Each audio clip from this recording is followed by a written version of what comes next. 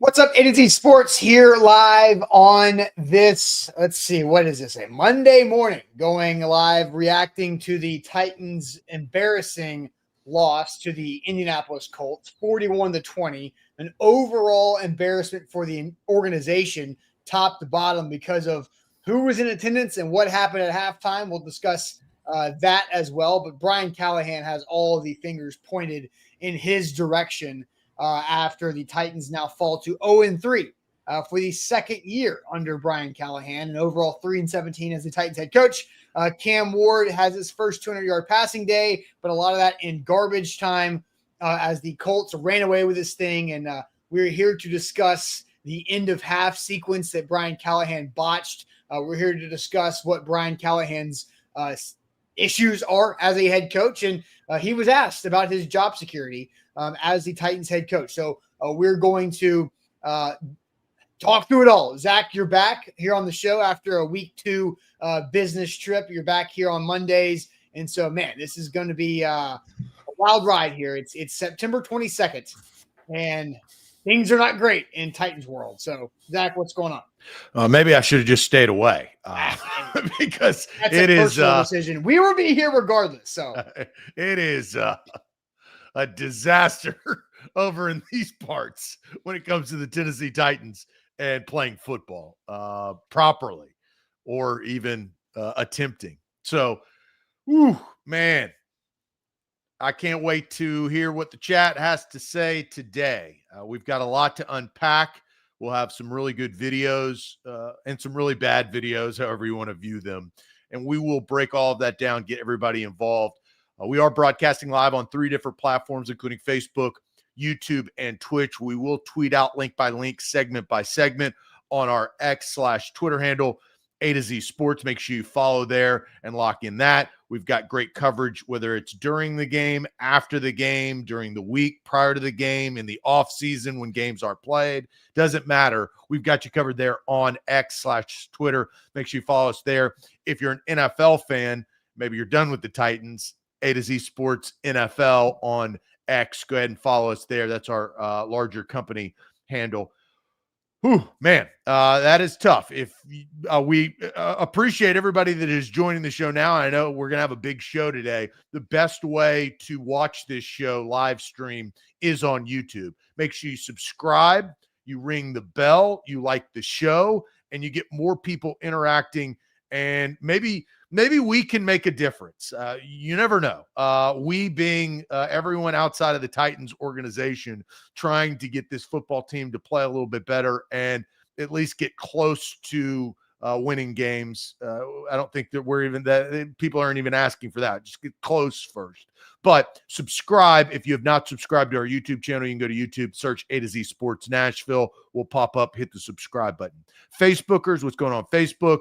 Caring is sharing, and sharing is caring on this show. Make sure you share the show around. We need to pop up in your Facebook friends news feed. We got you locked in. Let's get this party started on a Monday, a losing Monday, 0-3. That's right. All right, City going officially. Welcome to A to Z Sports Live on this Monday morning. I'm Austin Stanley. He is Zach Bingham. We are powered by BTA Sports every weekday morning at 8 Central Time on Facebook, YouTube, and Twitch. Links going out on our Twitter X timeline. Follow us there at A to Z Sports. Hit us up on Instagram, TikTok, and Threads for more great Titans content. Leave us a 5-star Google review for our company. That goes a long way for us. But we also have to thank our sponsors, because they do a lot for us as well. And they help this show go on, and they help you guys out. Wilson County Hyundai, make them a part of your new car buying process in Lebanon, WilsonCountyHyundai.com. The Bone and Joint Institute, the region's destination for comprehensive orthopedic and sports medicine care. Barton Drury Insurance Group, customized solutions for all of your insurance needs. Botero Carts, life is short, buy a golf cart, 2 locations to serve you in Gallatin and the new one in Columbia. And Window Nation, buy 2 windows, you'll get 2 for free, and make no payments for 2 years at windownation.com. Zach, my goodness. Look, a lot went bad. I'll tell you what, a lot went bad at Nissan Stadium. You know what did not go bad yesterday? Is a good thing. What did not go poorly was our live show from Margaritaville on the 2nd floor at Landshark Bar and Grill. That place is awesome because they have more TV screens than they have empty wall space. They've got an 18-foot by 30-foot TV. Easton and I had a great experience watching all the games because we were trying to find, other entertainment value in the other games besides just the Titans game. But everything went really smooth there. So every game day, home and away, if you guys want to come hang out on Broadway, on the second floor at Land Shark Bar and Grill, there is alcohol drinking specials with Traveler Whiskey and Miller Lite. So shout out to them. But that went well. Everything else at the stadium, about 4 blocks in the river away, did not go well. So let's just hear from Brian Callahan about all the things that did not go well as he opened his press conference after the 41-20 loss to the Colts yesterday. Do anything, probably well enough over the course of the game and in any phase to put ourselves in position to win.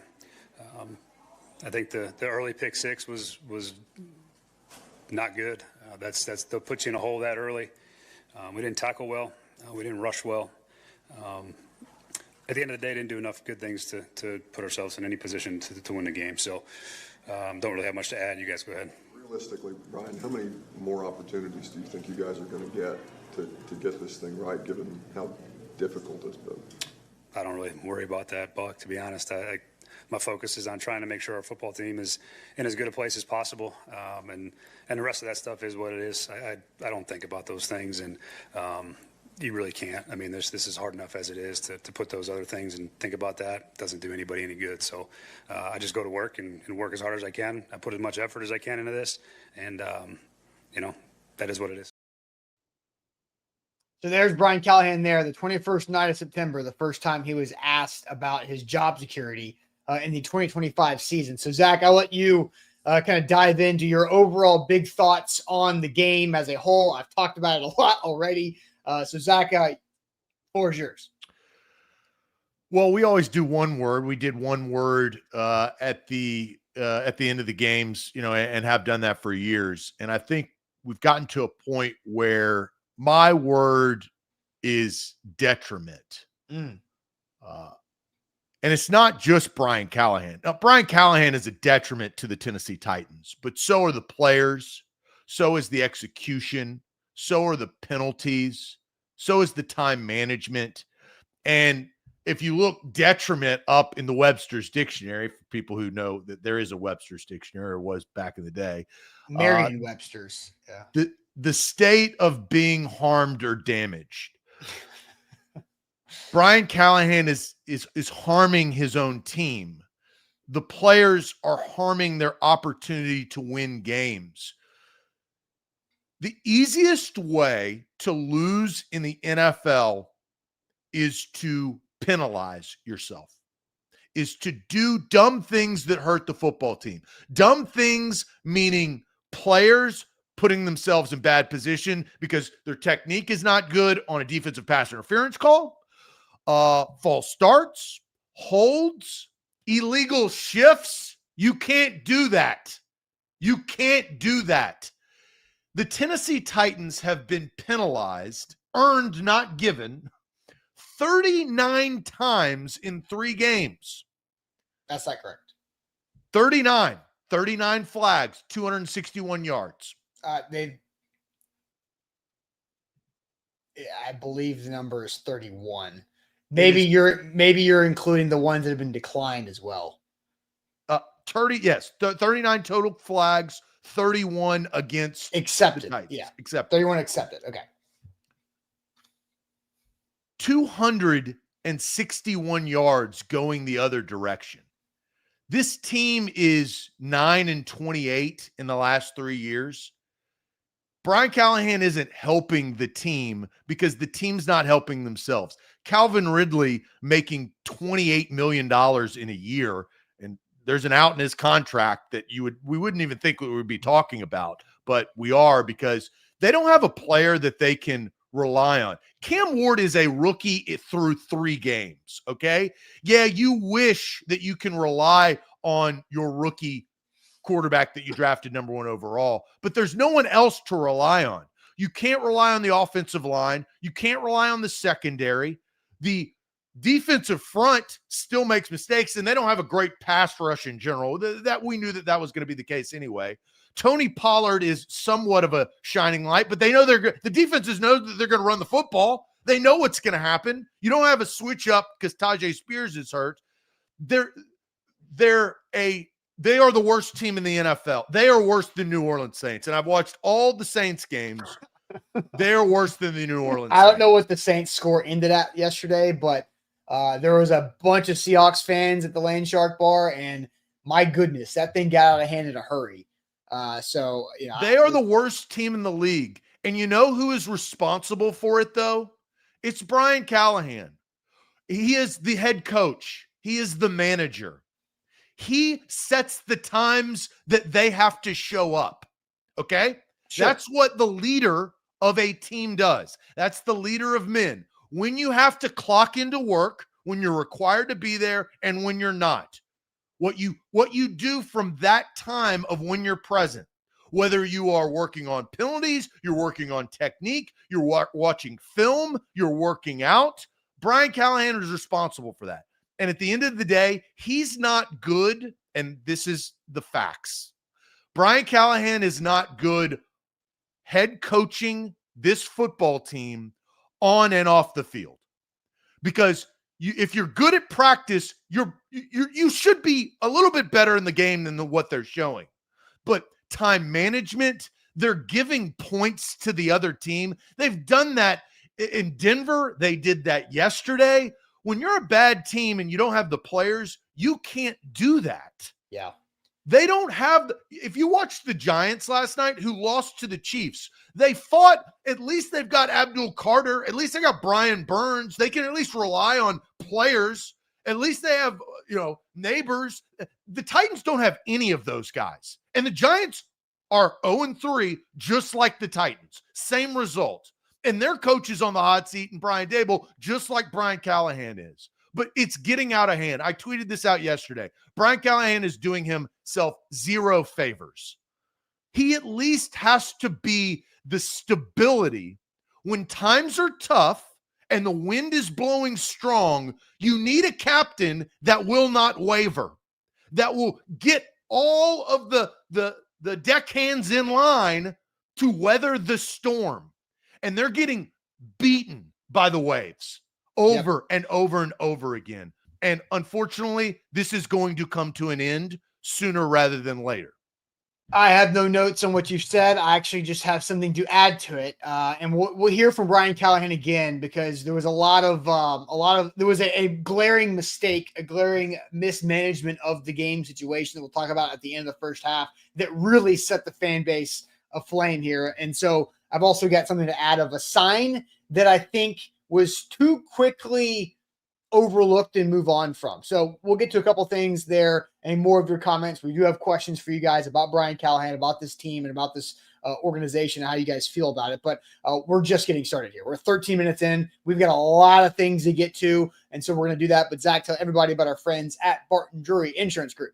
Yeah, Barton Drury Insurance Group, they insure my home and auto. They insure our company. They are reliable for Middle Tennesseans and all across Tennessee. That is the best part. Customized solutions for all your insurance needs. Go to bartondrury.com. They're truly a one-stop shop for both your personal and business insurance. If you own a business, you need insurance, workers' comp, and those type of things. They can provide that. Health insurance for your customers, for your employees, and that benefits your customers, because if your company's running well, that is important, and you need your insurance need. They do benefits like 401k planning, life insurance, workers' comp, liability, auto, property, umbrella. They do it all. That is bartondrury.com. Customized solutions for all your insurance needs. Also, got to give a shout out to our title sponsor. That is BTA Sports, Better for Betters. If you want to become a better fantasy football player, a better sports bettor,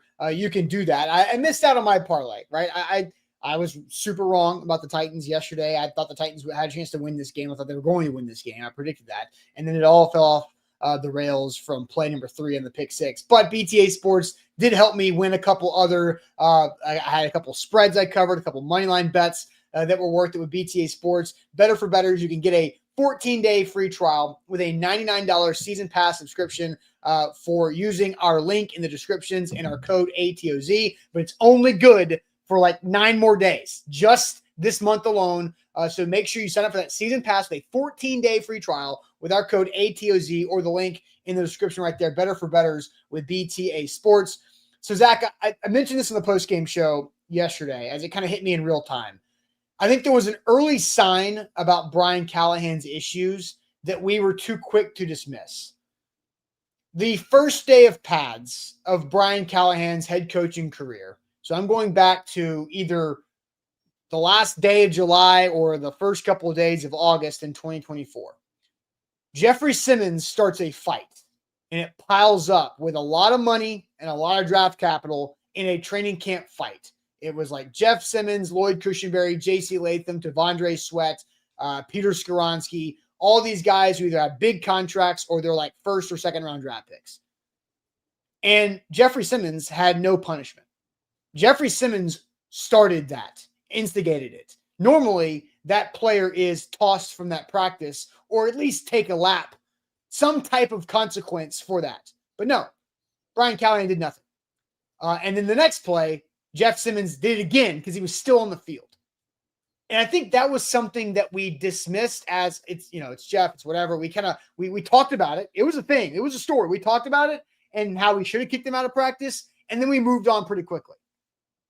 But I think that was an early look at Brian Callahan's issue, was not knowing how to manage the team, not knowing how to manage situations. Because if Jeff Simmons isn't going to be held accountable for starting a training camp fight, then how are you going to hold Jeffrey Simmons accountable for when he lines up in the neutral zone on 3rd and 4 and gives the team a first down, or has one of his many personal foul penalties that gives first downs to the opponent, or just can't tackle, can't finish a sack? And we're going to hear from Jeff Simmons later in the show, so I got plenty coming for him too. But I think that was an early sign for Brian Callahan doesn't know how to manage the people. He may be a good football mind. He might be a smart football coach, but that's not what being a head coach is. That's being an assistant. That's being a play caller. That's being a coordinator, a game planner. But he does not know how to manage. And I think that was an early sign. I'm curious to hear your thoughts on that before we continue about yesterday's game. Yeah, I think that's a hard position to be in as a young head coach with not a lot of success and not a lot of experience. Jeffrey Simmons is bigger than Brian Callahan. He was when he entered the fold and will be probably when Brian Callahan leaves the Tennessee Titans. So it's a unique dynamic. You could argue, Jimmy Johnson treated stars like stars for the 90s Dallas Cowboys. That's been documented. There is a way and an approach. And I think in training camp, you're also trying to create leadership and bonding within the team. And a fight is a fight. I've seen plenty of brouhahas, as they say, in training camp. Could he have managed that differently? Yeah, probably. But I don't actually think that is the telling sign of why he's in the situation he's in. He is in the situation he's in, I think, and I slept on this last night. I woke up this morning thinking, in 2025, there are too many. We have a full chat of people that have watched a lot of football in their life.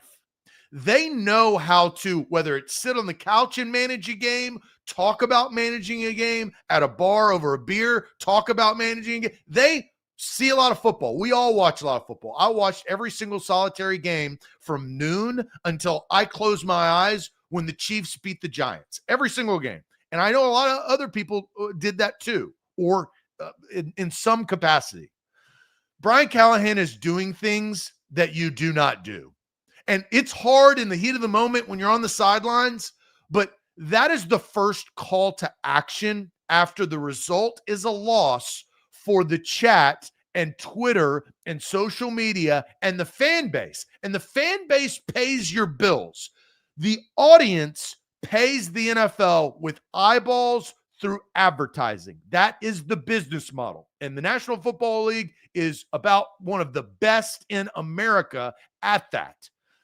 The Tennessee Titans are also a product of that. They have to keep their fans happy. And how you do that is you put people in place that know how to coach and manage in the game. And I think Brian Callahan has done a disastrous job of that with a bad team.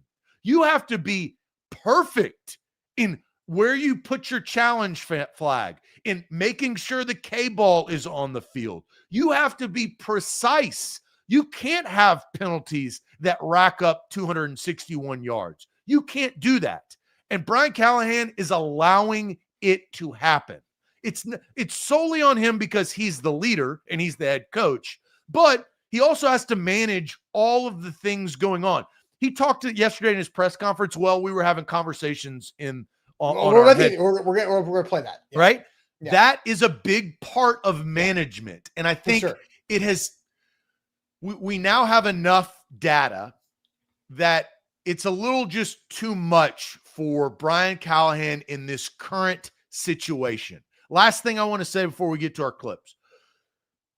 Everybody's like, why did the Washington Commanders last year go from the second to worst team in the league to the NFC Championship game? And this year, they're winning games, right? They're winning games without Jaden Daniels. So you're sitting there, Marcus Mariota, trigger word, right?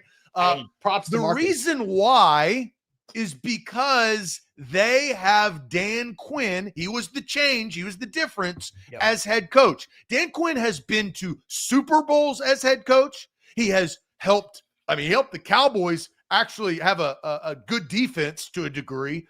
And now he is a leader of that team. That's why they are winning games when they had bad players. Brian Callahan has proven that he can't do that. So you got to look at the differences all around, but this is where we are. The Commanders also have an offensive coordinator play caller in Cliff Kingsbury, who was a former head coach. He was a really good play caller with Dan Quinn, the leader. But they hired Brian Callahan because he was a good play caller. No, he was not a good play caller. He had never called plays before. So that's not why they that's not why they hired manager. Fair. Yeah. So they hired Brian. And again, I don't want anybody to change up the actual facts of the history. Is that Brian Callahan had 8 head coaching interviews lined up for that cycle. Oh, he was a wanted man. He was a very wanted guy and a very highly respected coaching candidate. So anybody who wants to change that past and say that there was a mistake to hire from the beginning is just flat out changing the past. All that doesn't matter. Right. It's what have you done for me lately? Totally. And lately, not win games. No, lately he has not been good at it. He looks in over his head. Okay, so we're going to play this video. I think this was a great line of questioning from Paul Kaharski and Teron Davenport on what happened at the end of the first half. So just to set the table, we all watched it, but I'm just going to do that now.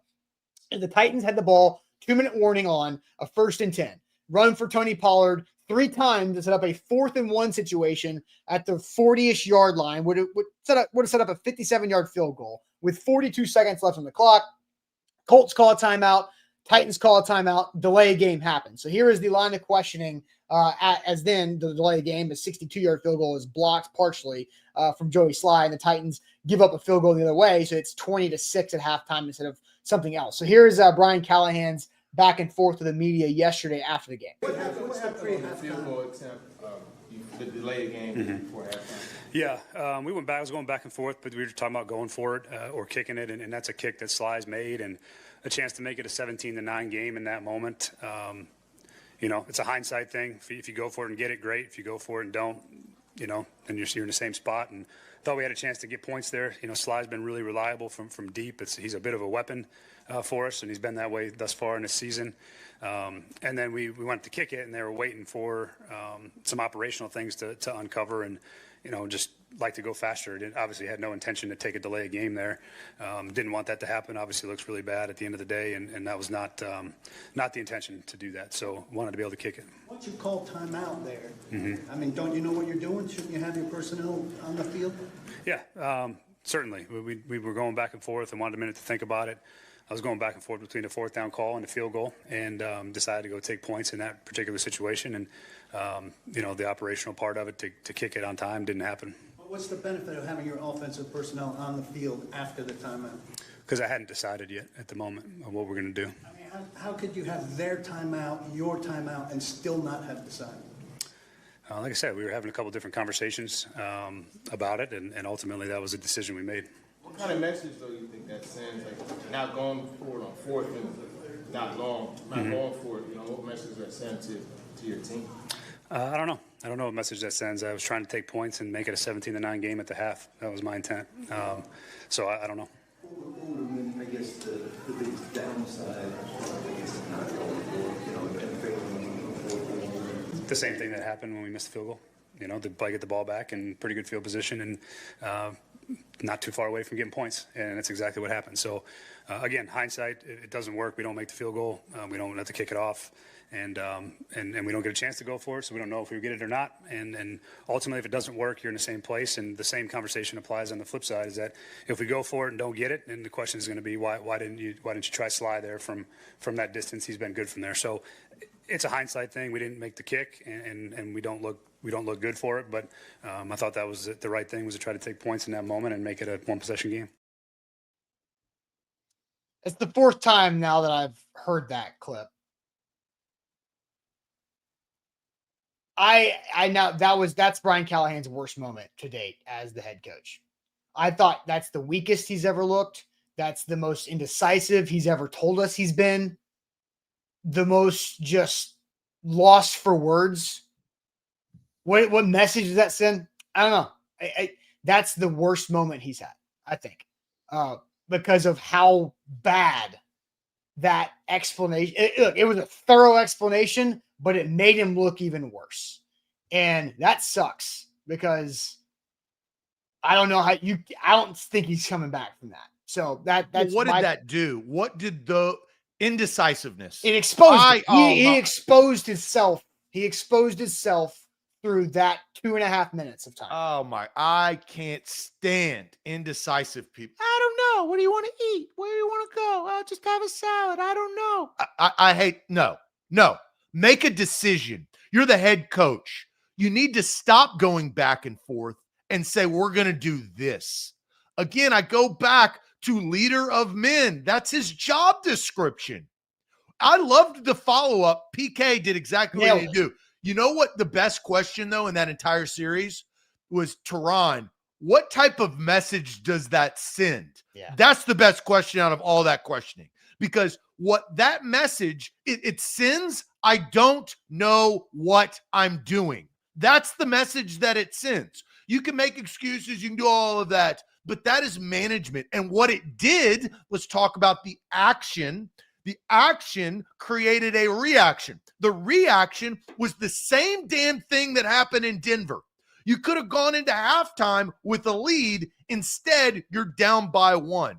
You could have gone, if you kick the field goal. Let's say you kick the field goal. Let's say you don't go for it on 4th and 1. I don't give a damn. You have to make a decision, though, right? And not hurt your team. You still then give 3 points. You're giving more points. You can't do that in the NFL. Can't happen, okay? Now you give points to the Colts, who got the ball to start the second half. That's a question. Yeah, the Colts got the ball. Yeah, the Colts did. And who would know that? Well, the head coach would know that because he was also asked prior, what was the decision once you won the toss to not defer to the second half? That is on the head coach. He can make whatever decision. You take the ball. We want the ball. We want to score, or that's a strategy. That's fine. I don't give a rip about that. But knowing that you made that decision, also you should know that the Colts are going to get the ball back to start the second half. Mm-hmm. So this is bad management. It's bad leadership. And number one, it is bad decision-making. That is unacceptable. And you know who knows that? Every single person that is watching this show now that was in Nissan Stadium yesterday or was watching at home that has some feeling towards the two-tone blue and the Tennessee Titans. That whether that's their number one team coming out of their mother's womb, or they decided to like them when they moved to Nashville, or they're a transplant and moved from California in 2021 from COVID, and they decided to look for a new team because they live in Nashville. Every single person that watched that game knew that's bad management. You can't give away points. And that is why his goose is cooked, Austin. You said it 3 shows ago he wasn't getting fired. You are wrong. The results are in. You are wrong. He is Your going to. three shows of years ago or three shows of mine ago. He is going to. Well, that's why I told you not to die on that hill, because that was going to be the wrong decision. He didn't have enough history that showed that he could do the job. All right, we're going to get to we have a lot of things to get to, so I do have a response to that, and because I favored a comment from Apple Pie-ish too that we'll get to. But I do want to get the chat more involved because you guys are all over the place and generally good comments coming in here. So here is this question. What is Brian Callahan's biggest head coaching issue? What is Brian Callahan's biggest head coaching issue? We're going to get to that here in a moment. But first, going to tell you guys about Window Nation. Buy 2 windows, get 2 windows free. Guess who did that on Friday? Me. New windows coming to the Stanley household fall 2025 with Window Nation. And honestly, Zach got a free estimate on Friday, and it was a phenomenal experience. I actually told you on the phone after. I was like, hey, this is great. I don't know what you got going on at your house, but if you're even thinking about getting new windows, you better call Window Nation or just go to the website, windownation.com. Buy 2 windows, get 2 windows free. Options of not having to pay anything for 2 years. If you've got builder grade windows, which I had at my home, we've been here for right at 2 years. We knew this was on the long-term list of getting new windows. The metal windows that we have are just conducting heat. We're just losing money because of how bad these windows are. These windows that we just got that will be installed over the next 6 weeks or so are going to help us save money, live more comfortably in our house, upgrade the value of our house, and they're going to look good. And Window Nation did a phenomenal job. Roy came over and walked us through everything. Great experience. I couldn't even say that enough. I can't even emphasize how great it was. But windownation.com is where to go. It's super simple. Windownation.com, that's the website. You punch in your info. You just get an estimate to come out to the house. Let them show you all the products they have and the different types of way that you can finance it or pay for it and take advantage of the great deal they have going on now. Buy 2 windows, get 2 windows free. Windownation.com. It is eSports. We are powered by BTA Sports. I have the app. You should download the app as well. It will help you. This is now the range of where we are in sports betting. They have apps that can help you look at the data, right? The sports books have all the data. You need some of that too. And BTA Sports affords you that. Use code ATOZ when you download the BTA Sports app. You get a full season pass for $99 plus a 14-day free trial. The free trial is awesome. So you can go in there. They've got player props. They've got over-unders. They can make your betting life a lot better. You can win some money and enjoy the game. Smart bets, no guesswork. That's BTA. It's better for bettors. Make sure you download the app today. All right, Zach, we've asked the question to the audience. What is Brian Callahan's biggest issue as a head coach? What is his biggest issue as a head coach? Titans 0-3, the second time in 2 years. They've started 0-3 under Brian Callahan. Now they go to face the 0-3 Houston Texans, which is also wild. But I'm sure we'll talk about that as the game approaches. But what are you seeing from the chat about Brian Callahan's biggest head coaching issue? All right, we got a lot of people in here. I got to keep scrolling. Scroll. Plus, there is, I think this is a good. There's a lot you can go. That's the hard part. Raz says that Callie doesn't know ball. I think he knows ball, but the job of being a head coach is different than anything else. There's only 32 of them, right? And that's why there's a lot of turnover in this league. It is hard. It's not easy, especially because you're a product of the situation you go to, and he was that. Let's see here. Man, there's a lot of comments. Going backwards, David says Callahan is going backwards. His coaching week 3 is worse than week 1. And that's something that I think is a struggle that people losing brain cells, looking at the chat. Yeah, I think I am kind of too, trying to look for answers. Accountability. Michael says everything, competence. There you go. Weakness. No dog in his heart. See, I think Duran, I think that he cares. I mean, this is an opportunity of a lifetime. I just think that when the moment gets big, I think people rise to the occasion and sometimes people fall and crumble. And you're kind of seeing him do the latter, unfortunately. In-game management, I think Caps has a very big point because that is tangible, that fans, ownership, front office, players can see in-game management, decision-making, management, situational awareness there from Bustin' Diamond, indecisiveness. Let's see, not a leader. These are tough. These are tough to hear in the sense of if you're Brian Callahan, because we both talked to Brian Callahan. He is a good person. Like, he's a good dude. No doubt. He like, it's, the personality of Mike Vrabel versus the personality of Brian Callahan. Like, Brian Callahan is a meaningful, like, I believe, genuine person. Doesn't mean that he's a great football coach, right? We can be that.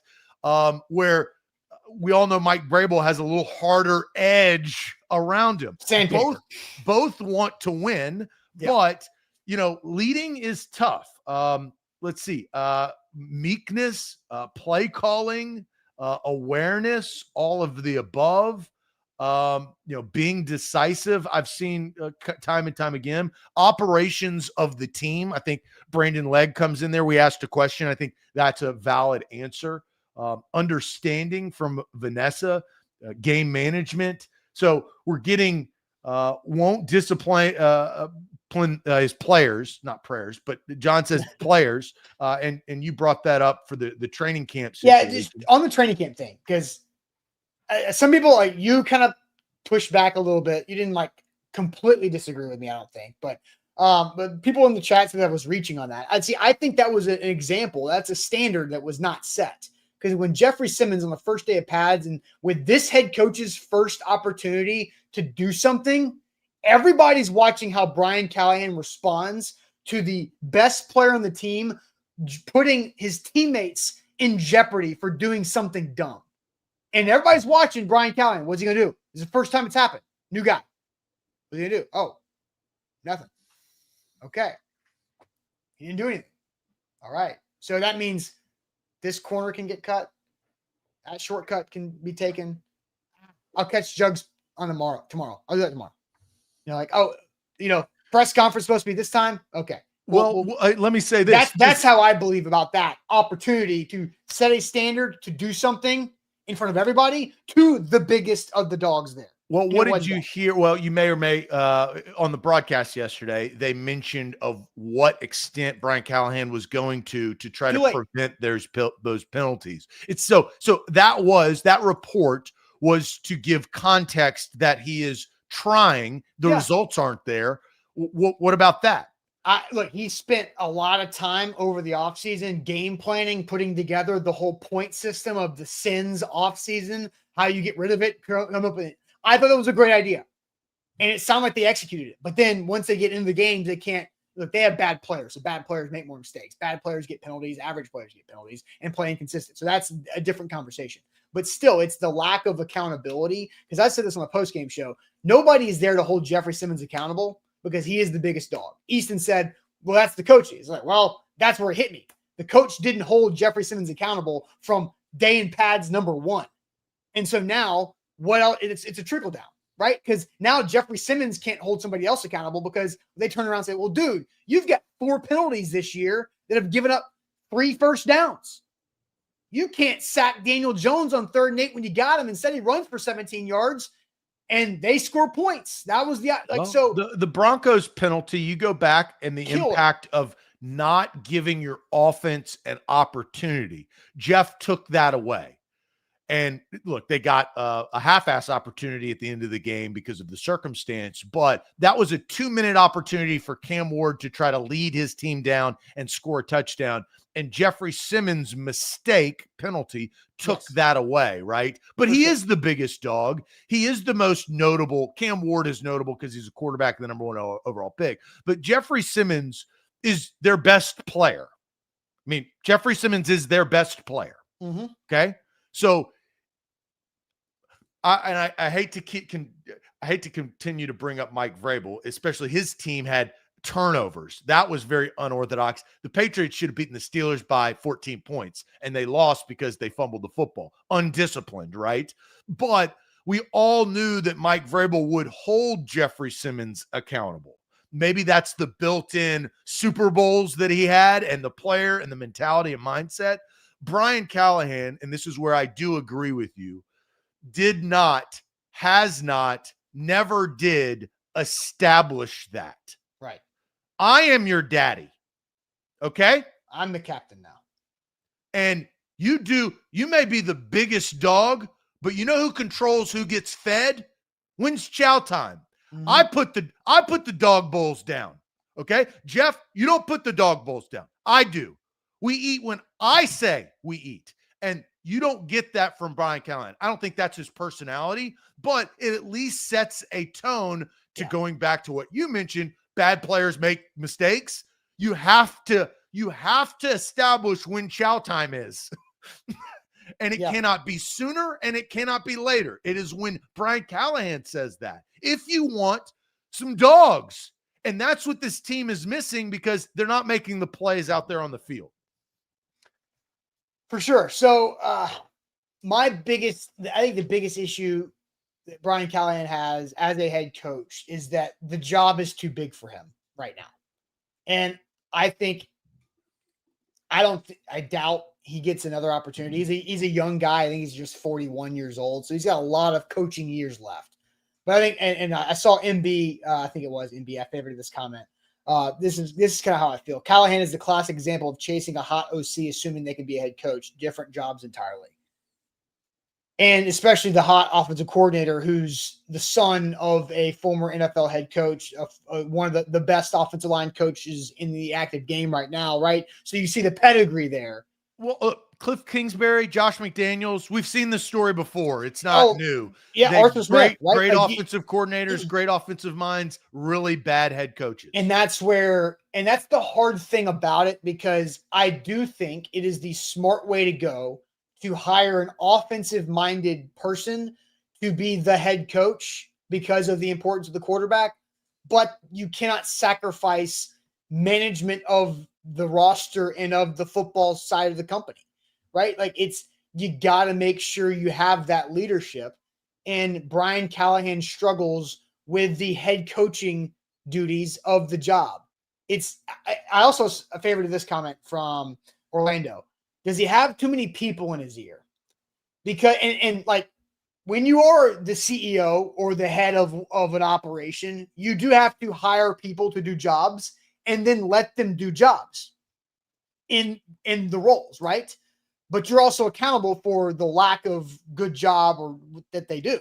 So when Rob Reiterish, who is the in-game strategy operations guy in the booth, tells Brian Callahan in his ear in Denver, no, you need an elbow and a foot, and Brian Callahan rolls with that, it still comes down to Brian Callahan because he is the person who put Rob Reiterish in that role. When it's 4th and 1, Colts call a timeout, you call a timeout. Do you go for it? Do you kick a field goal? Joey can kick this. Joey can make that. Points here, points there, one-score game. How many people are telling this to Brian Callahan? Where he just said, hey, stop. Oh, enough. I think this is my decision. This is what we're doing. He had plenty of time. And so I think it's Brian Callahan doesn't know how to manage the job of a head coach. He's overwhelmed. I don't know if he's overstimulated in the moment of just not being able to make a decisive call on something. You mentioned illegal shifts. Why are illegal shifts happening? It's a trickle-down effect. Illegal shift is where a player is not set before this ball is snapped. Why does that happen? Why is the ball snapped before the player is set? Play clock's down to 2, 1, 0. Got to snap it. Guy's not set. Why is it taking so long? Well, Tony Pollard's going to move over here because they're showing blitz pressure on this side. So you got to change the protection real quick. Okay, he's set. Now you do the motion. Okay, now they're not set. Play clock, right? Why is Tony Pollard moving too late? What's happening in the booth? What's happening on the sideline to get to Cam Ward's ear in the huddle? All these things are too slow that leads to illegal shift, right? He's not quick enough or experienced enough or naturally good enough to manage the game as a head coach. That's his biggest issue. I agree. I think everything that has been said in the chat and around Brian Callahan, we now have results to connect to. I think the difficult part is his players are not helping him. Yeah. He's hurting the team because of maybe his inexperience and not understanding on how to be a head coach, but his players are not picking up the slack, right?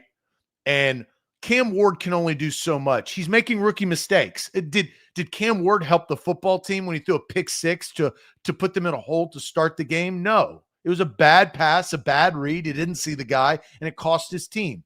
That doesn't help Brian Callahan's scripted 15 plays going into the game. You have to rip them up, or adjust, whatever you decide. And so the player, Calvin Ridley, dropping all of these passes is a detriment to the team. He is hurting the team, and he's hurting Cam Ward, and they don't have the players, honestly, the shining light is DK. Io Manor. The rookies. The rookies, like it's Cam, it's Io Manor, it's DK, it's Gunnar Helm. I think when Kevin Winston Jr. gets in the field, people are going to love that guy. So there are some, you have to have more than what they have, but there are some, I would say low, like dim lights. They're dim. They're not bright, but Brian Callahan is showing that he is not the right guy to right this wronged ship. That's what it is. They are too far behind. They're not making the playoffs this year, guys, right? So what are you playing for? A really good head coach gets them back. You're about to go on a 3-game road trip too. 4 out of the next 5 games are on the road. This is a uphill climb. It's a battle. That's where you need to be together more than ever. And you have nothing to look back on to say, well, maybe, look, we got at least 1 win. No, you don't. You're 0-3 heading down a bad path. And that's where the fans come into play. Yeah. All right. So let's talk about something that the fans have also brought up quite a bit. The situation with Michael Pittman Jr. of the Colts after the game. We will hear that audio in a second. Many of you guys saw the tweet, but have you heard it? That's where we're going to go next. But first, I want to tell you guys all about our friends at Botero Carts. BoteroCarts.com is the website. They have 2 locations in the Middle Tennessee area, in Gallatin, and the brand new one that opened up this month in Columbia, Tennessee. Life is short. Buy a golf cart. I've been saying this, that when's the last time you saw a person driving a golf cart or riding in a golf cart, not on a golf course, who's been sad? No, you are happy on a golf cart. You are having fun. The wind is hitting your face. You're smiling. You've got your family, your kids with you. You're going down the road. You're driving around the neighborhood, going to the cookout down the street, whatever it is. Life is short. Buy a golf cart, or if you need a golf cart for your company, for whatever work situation you may have, they've got so many different options starting at $6,700. They have 0% financing for 36 months. That is 3 years for 0% financing. They store all of their carts indoors, so you don't have to worry about weathering happening like in other dealerships. And they can help you out. Family owned and operated, open 7 days a week. They're there to serve you and service those golf carts. Check them out online. Life is short. Get a golf cart. Columbia, Gallatin, BoteroCarts.com. A to Z Sports, we are powered by BTA Sports. Better for better. Smart bets, no guesswork. Use the promo code ATOZ when you download the BTA Sports app and get a full season pass for $99 plus 14-day free trial to kind of test things out. They will show you the ability to dive into the data. So whether it is the over-under, the spread, they've got player props, they've got you covered to make the best bet possible. It's fighting fire with the sports books. Download BTA Sports. Use the promo code ATOZ today. All right. We're about to hear from Michael Pittman Jr., but Jerry Fernandez, please stop your spamming comments. We see you. Please quit it, or you're going to get blocked. All right. So shout out to Jeremy Gover, former coworker of ours in a previous life. Got a one-on-one with Michael Pittman Jr., Colts wide receiver, after the game in the Colts locker room. And here is the quick exchange with Jeremy Gover, what went viral on a tweet yesterday. Here's the audio of that exchange. When you hear the crowd turn on the home team like that, just in general, not necessarily here specifically, is there a blood in the water type mentality for you guys? I mean, every team, every coach, they're all looking for any kind of advantage they can get. I would think that'd be one of them. Yeah, I mean, I kind of seen it on the pregame intros. They kind of looked a little sluggish. They're kind of walking around, and nobody was really bouncing. and right then and there, like, we all sat there and we're like, they don't want to play today, and I think that's how we found our edge today. Is just mentally we thought that we wanted to play more than they did. Nothing worse than that. For an opponent to say that after they just beat the brakes off of you and said, I knew it before it even started. We knew it. Yeah, well, yeah, the buddies. The whole team, like, guys, we got this thing. This is about to be a cakewalk. Who wants stats? Who wants touchdowns? Let's pad stats today, baby. You know who said? Jonathan Taylor raised All his of hand. them, man. Well, They're yeah, going but around the room. JT raised his hand the highest. Okay, tells so you everything you need to know. Look, is it? Can we prove whether that was the case or not? No. But the fact that the Colts saw it and went and that they used that as one man's opinion, absolutely. And regardless of the perception of the fact that the Colts saw it was all it needed to be. And like I have a feeling like Cam Ward is such a chill, calm guy who is as competitive as it gets, but he doesn't jump around, bounce around. Like, that is not his style. Is this team taking some of that? I don't know.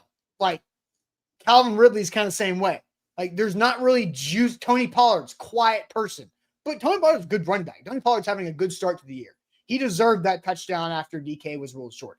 DK, I don't know. Those guys are not like loud juice guys. So this team doesn't have juice guys. Is that a problem? Can they be okay? Where does the juice need to come from?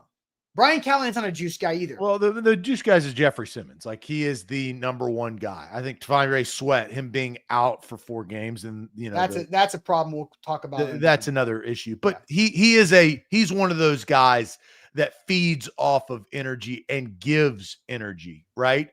But they don't have a lot of those guys, No, they have intellectual. They went intellectual.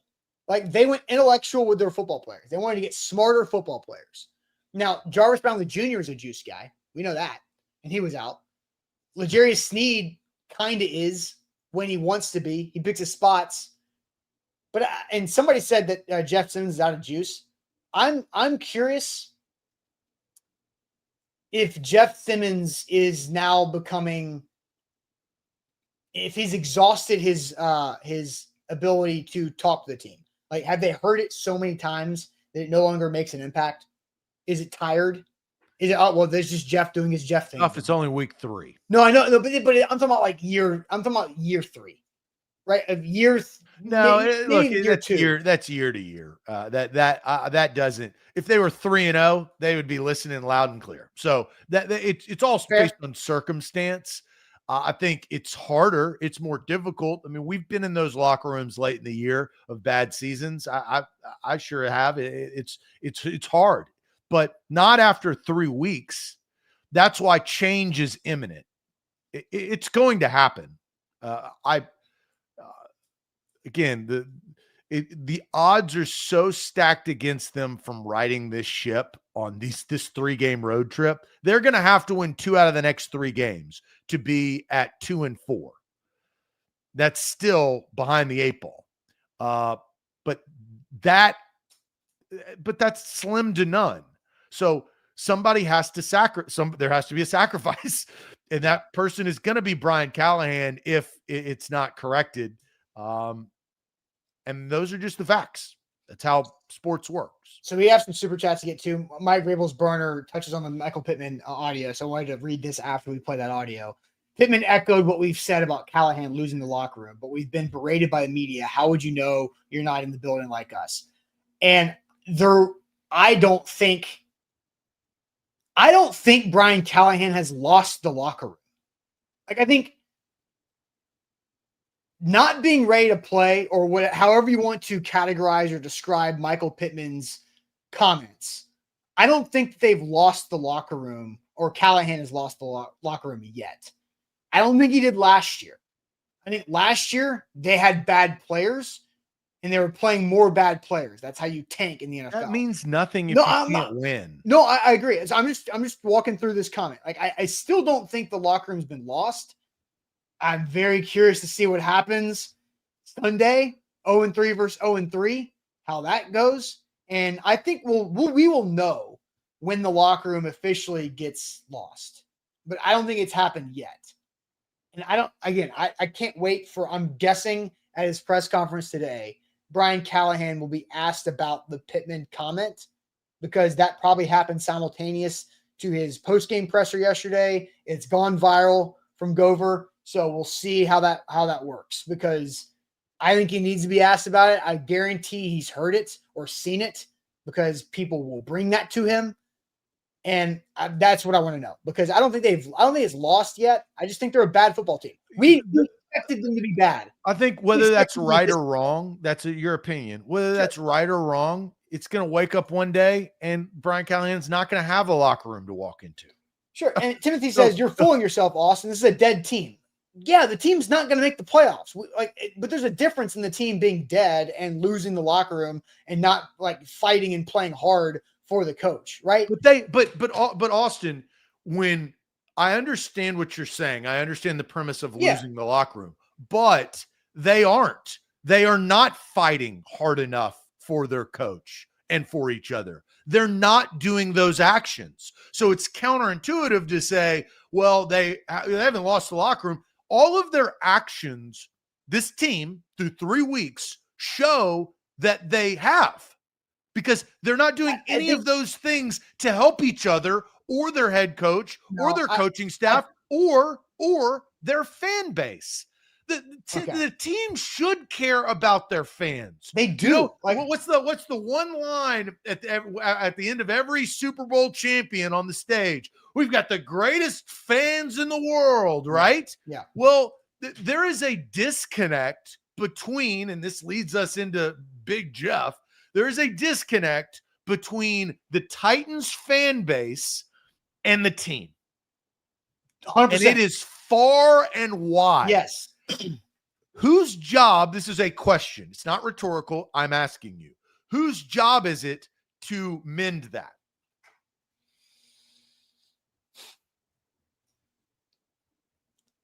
I mean, the default answer is the coach, but I also think the quarterback. What's your answer? I think who has the best chance to do. You mean it's two different questions, right? I think whose job is it? It's the coaches. Who has the best chance to mend it? It's the quarterback, Cam Ward.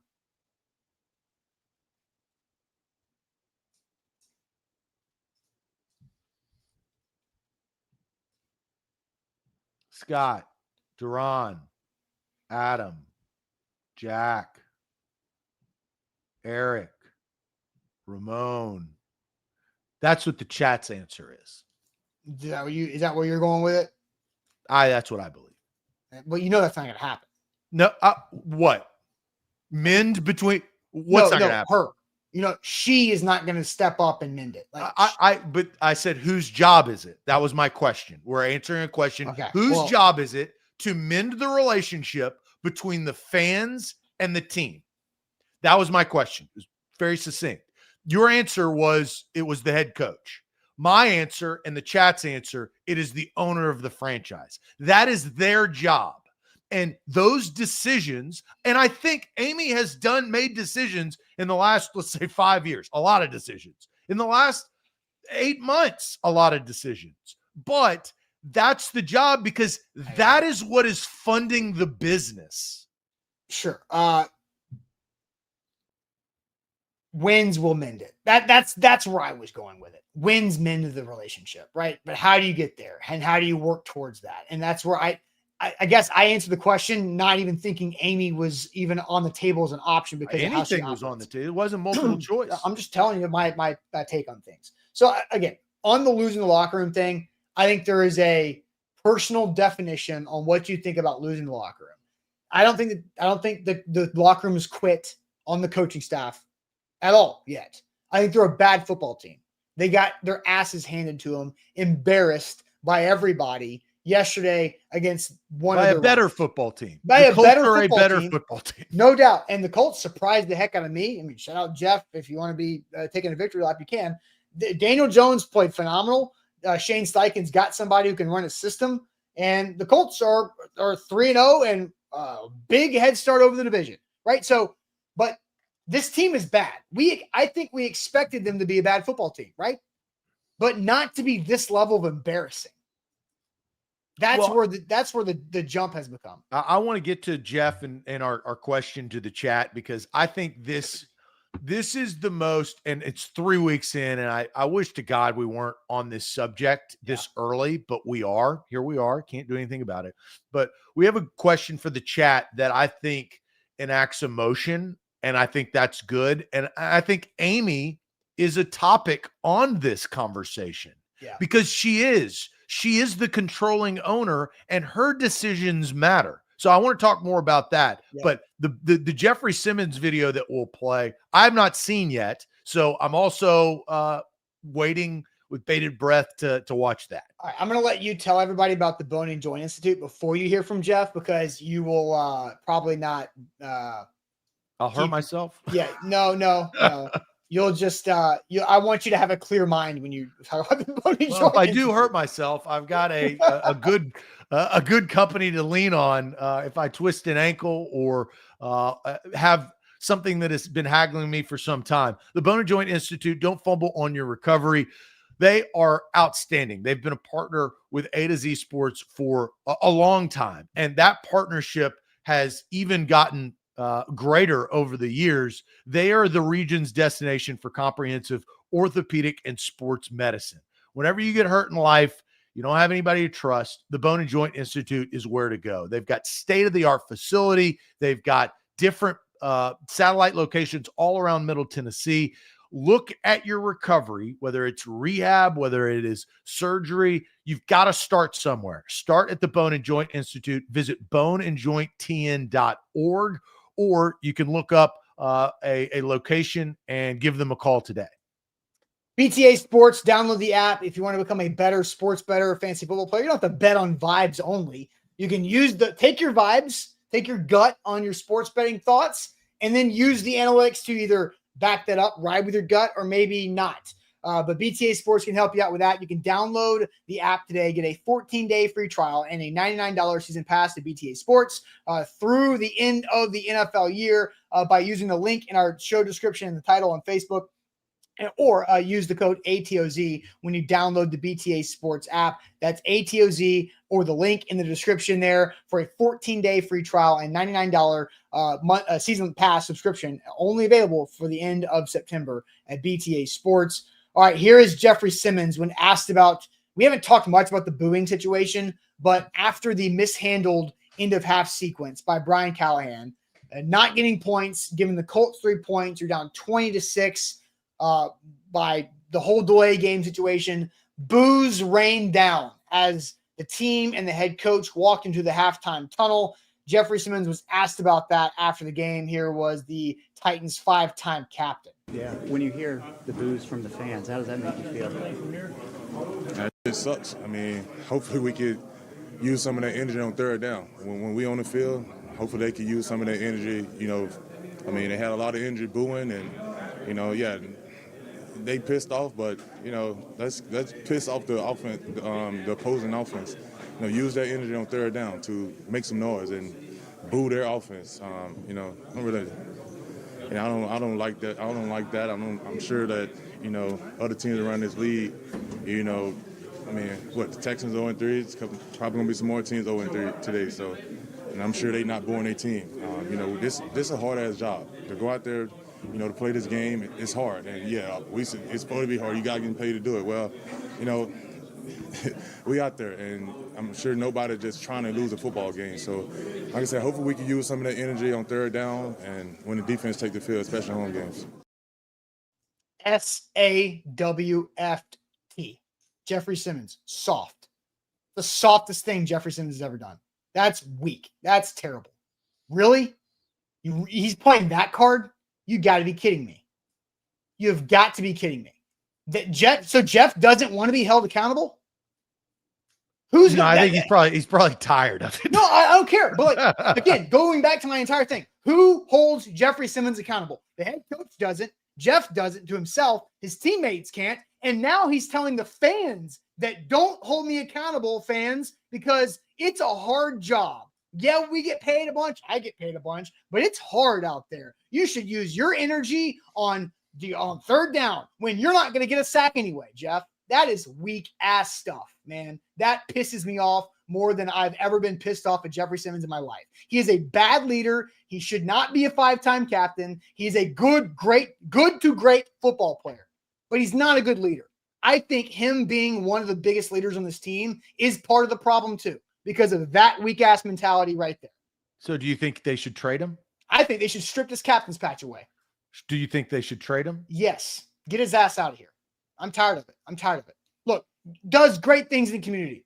That's awesome. I think that's genuine. That's fine. But as Edward says, that is teddy bear Jeff. That is soft stuff. Soft. Yeah. The correct answer is I understand it. We don't put a good product out on the field. That's how the fans feel. They should express how the fans feel. That's how we feel inside. We've got to get it fixed. You know who said that? Next question. Cam Ward. Yeah. I'd be mad too. That's what Cam Ward said. I'd be mad too. That is a leader. Cam Ward is a leader. Jeff Simmons is a fake leader. I don't think he is as bad of a leader as I think he is. You think, and that's fine. That's okay. I do think that you're starting to see, and this kind of goes to what I think you're saying is you're starting to see Jeff crack under hard times, because there's been a lot of hard times going through the last, again, I state the record. The record is horrendous. 9-28. They've won 9 games and they've lost 28 of them. That's their doing. They've earned that record. But that you can tell, I could hear that in his voice, that is starting to get to him. Now, the answer is, well, that shouldn't get to a leader, right? So I'm with you there. I will give Jeff one thing. He talked to the media. Yeah, at least answer. I will say this. Jeff gets this credit, and I respect this because Jeff is there every time. So as all the stuff I said about Jeff, I'm not taking back. But I do give Jeffrey Simmons credit for always being available to the media, because there's a bigger story behind the timeliness of the open locker room, because Jeffrey Simmons and Cody Barton, there are 7 captains on this team. Cam's one, Cody Barton and Jeffrey Simmons are captains. Those 3 captains are the only one who talked to the media yesterday. Morgan Cox is a captain. Nobody needs to hear from Morgan Cox, respectfully. He does his job great. But then the other captains were gone. They were gone before the media was in the locker room. It was apparently like a 45-minute wait for the open locker room to happen, which is usually a 10-minute cool-off period is the minimum. But it takes a long time, and the locker room can't open until after Callahan's done with his press conference. So something's happening.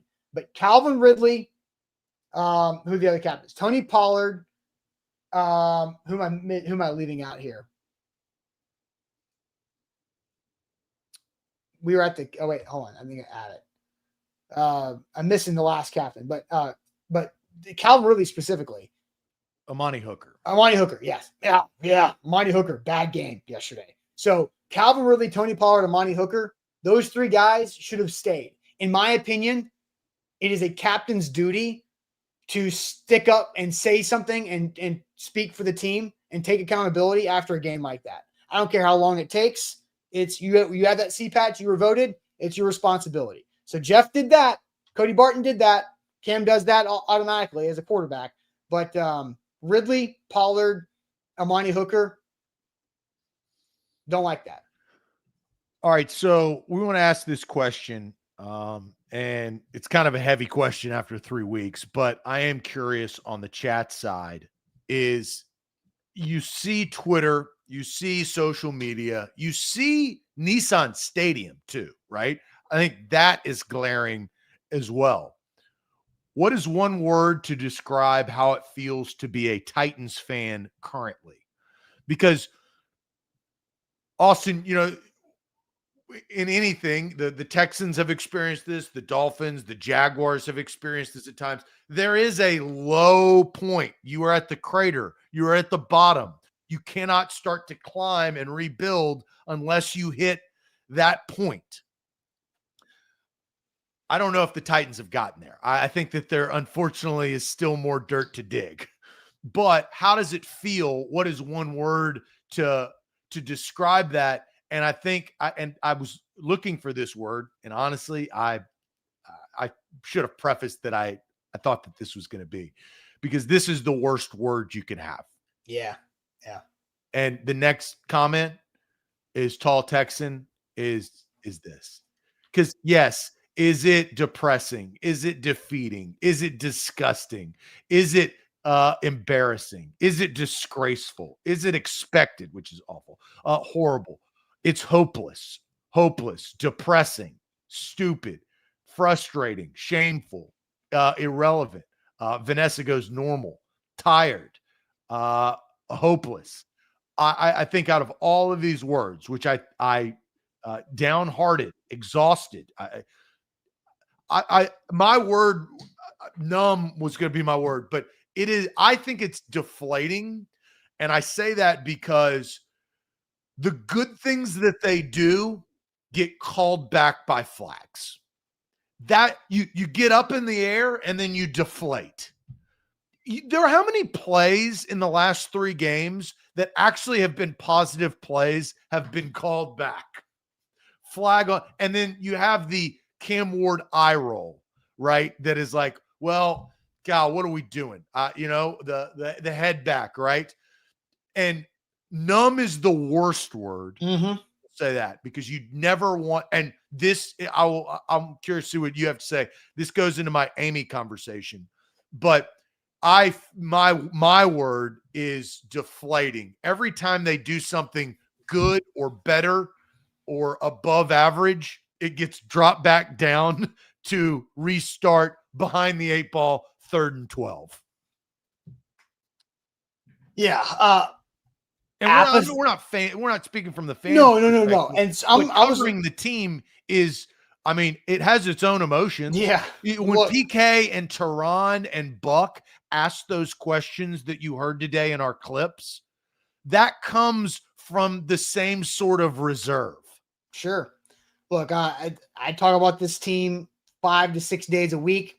It's week 3. It's going to be a long year. There's a lot of weeks left. And I'm not complaining about the job I have or what we do, but because I love it.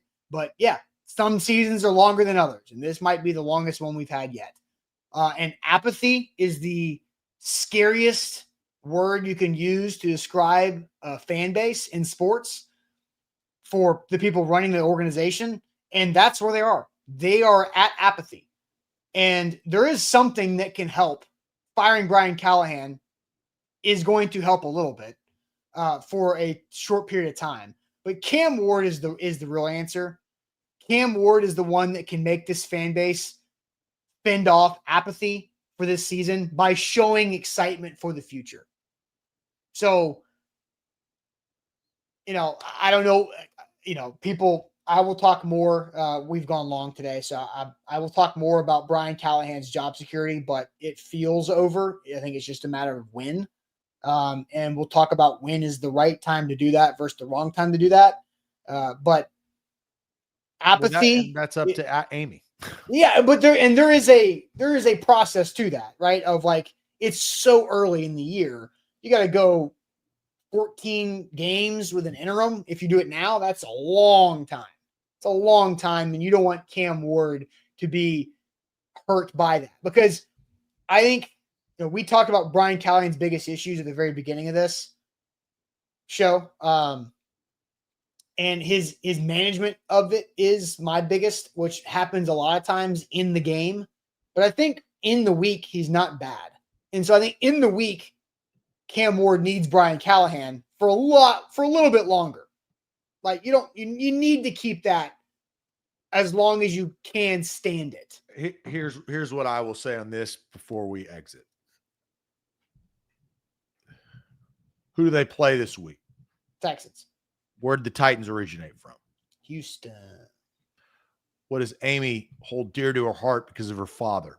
It's where the franchise came from.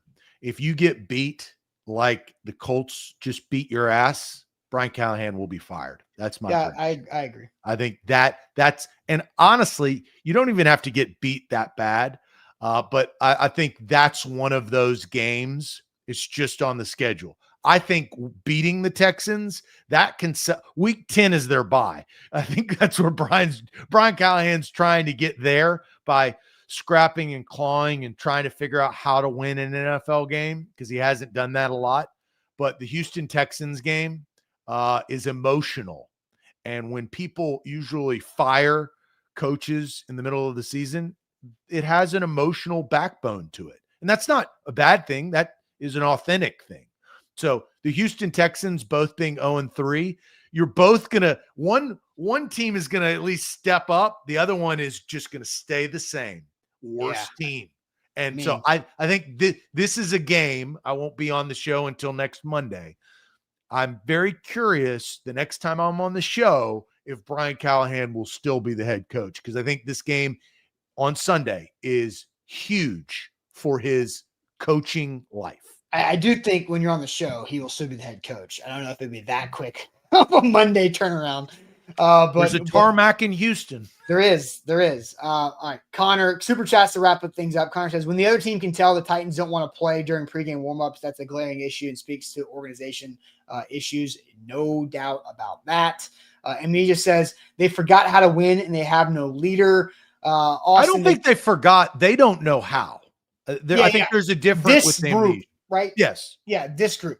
Speaking of forgetting it with amnesia. Yeah, Derrick Henry, Ryan Callahan, A.J. Brown, Corey Davis, all those, the defense, that 2020 year, I don't even know why I said Corey Davis. That was winner. That they at least had, this is a whole new regime that doesn't know how to, not that they've forgotten. Yeah. So I think that's Jeff and Hooker are really the only two holdovers I want to say from those winning years. That like, right? Yeah. Amnesia follows up, says, awesome. They can't run a simple screenplay. This team is a complete bust, and it's because their leadership or lack thereof. Kind of touched on that as well. Jeff says, question for y'all in the chat.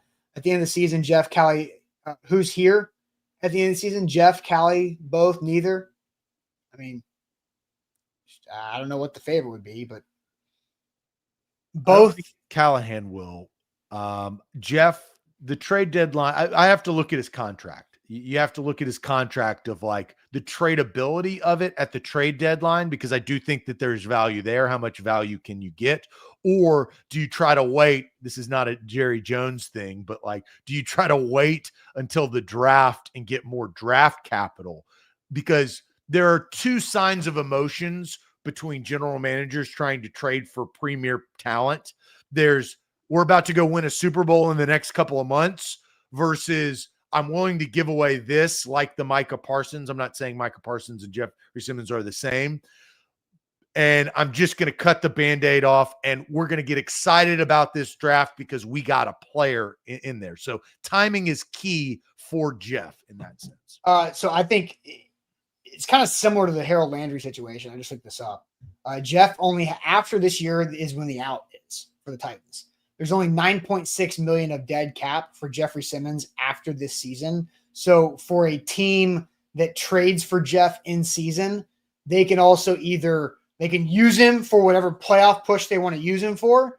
And then if they don't want to pay the guarantee or the base salary that's not guaranteed for the next 2 years, they can cut him, and it's not going to be that much money. Or the Titans can say, hey, we'll pay the dead cap if you want to take him and give us a higher pick. And Jeff would be primed for a big payday on the other side of that if he stayed healthy. Yeah. So I think for sure.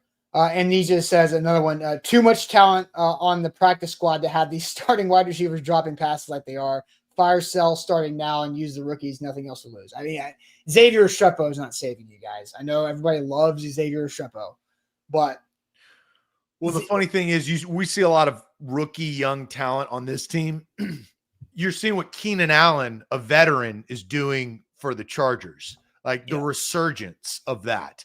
And Tyler Lockett is not that. I mean, it's just not the role that he can play. Yeah. Titans Coliseum just says, shout out. There you go.